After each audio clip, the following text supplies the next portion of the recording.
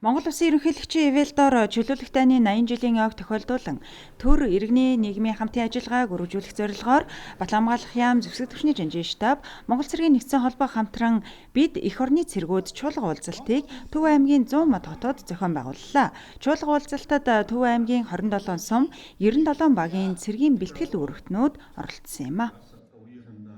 Энэ арга хэмжээнд оролцож байгаа бүрэлдэхүүн бол төрийн цэргийн байгууллагууд цэргийн аль паасан өмсөд Ахмад дайчид голцлон оролцож байгаа. Зорилго нь болохдоо зэрэг Монгол Улсын ерөнхийлөгчөнд дэвшүүлсэн эх орон зүйлслийг түгээн дэлгэрүүлэх үйл ажиллагаанд төрийн цэргийн аль паасан өмсөд манлайлж оролцох. Энэ боломжийг бүрдүүлэх, тэдний урам зоригийг сэргээх гэсэн арга хэмжээ зохион байгуулагдаж байгаа. Мөн түүний зэрэгцээгээр өнөөдөр бид нар Төв аймгийн алдар цуутай хүмүүсийн хөшөө дурсгалд хүндэтгэл үзүүллээ.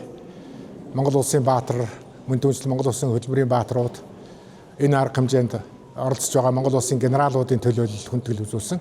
Төв аймаг бол ер нь эх орныхоо төлөө тэмцсэн баатарлаг түүх дайчин уламжлалаараа баялаг аймаг. Энэ аймагаас олон арван нэр цуутай цэргийн жанжингууд, Монгол Улсын баатар, хөдөлмөрийн баатар, Монгол Улсын гавьяатнууд олон хүмүүс төрсэн байгаа. Хамгийн гол онцлог бол энэ аймагт Монголын зэвсэг хүчний гол ноён нуруусан 2 дайнд оролцсон Игнэнээс 10 баатар төрүүлсэн Монгол Улсын зэвсэг хүчний нутуудлагын 1-р дивиз гэж яригддаг. Энэ байгууллага оршиж Монгол Улсын хэмжээгээр нийтдээ 50 орчим мянган ирчүүдийг цэргийн албанд бэлдсэн ийм сайхан уламжлалтай аймаг юм а.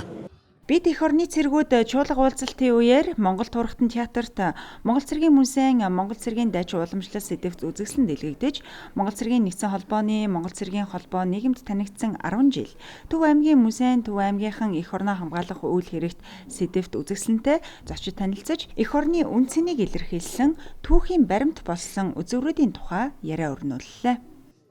Өөрөө бас энэ 89-оос 92 он хүртэл бол Төв аймгийн Эрдэнэ санд суманд цэрэгжилт иргэний хамгаалтын хичээлийг ордог байлаа. За энэ ямар учиртай вэ гэхэд тэр үед одоо орж явахад бол манай залуучууд, хүүхэд залуучууд маань бол айгүй сайхан тийм эх оронч хүмүүжлтэй болж нэгдэж хамтарч одоо энэ эх орныхоо төлөө хоёргүй сэтгэлээр явах ийм чигийг бол суулгаж өгсөн. Одоо тэр үеэс ингээ харахад миний шавнар гэхэд бол олон одоо цэргийн дарга нар болцсон байна.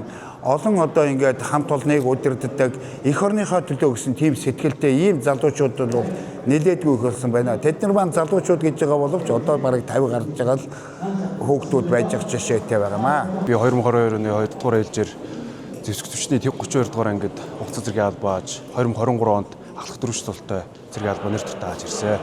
За өнөөдрийн байдлаар цэрэг эх орны бид эх орны цэргүүд гээд чуулга уулзалтанд ирээд маш сэтгэл өндөр байна. Үе Ахмад дайчид болон офицер ахлагч нар, түрүүж байлдагч нартайгаа уулзаад сэтгэл маш өндөр байна. Цэрэгт явснаас хойш их зүйлийг мэд сурч авсан. Эх орныхоо талаар Монгол эр хүн, Монгол эр цэрэг ямар байдг вэ гэдгийг маш сайн ойлгож авсан.